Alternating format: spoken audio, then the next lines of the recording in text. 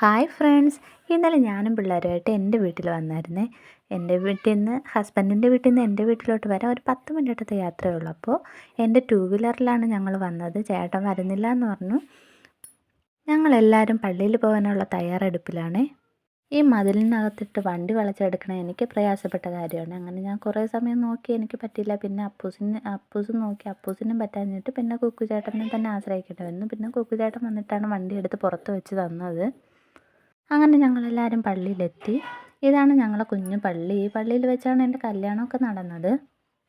അങ്ങനെ കുർബാനയൊക്കെ കഴിഞ്ഞ് ഞാനും അമ്മയും വീട്ടിലെത്തി. പൊന്നും ചേട്ടനും കൂടെ ആ വഴി ഫുഡ് വാങ്ങിക്കാൻ വേണ്ടിയിട്ട് കടയിൽ പോയി. എന്താണെന്നറിയില്ല, ഞായറാഴ്ച ദിവസം പള്ളിയിൽ പോയിട്ട് വന്നിട്ട് ഫുഡ് ഉണ്ടാക്കി കഴിക്കാനുള്ള സാവകാശം ആർക്കും ഇല്ല. എല്ലാവർക്കും ഭയങ്കര വിശപ്പാണ് 8 മണിയാകുമ്പോഴേ.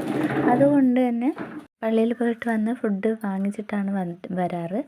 അങ്ങനെ കുറേ നേരത്തെ കാത്തിരിപ്പിന് ശേഷം പൊന്നും ചേട്ടനും വന്നിട്ടുണ്ട് കാപ്പിയും വാങ്ങിച്ചിട്ട്.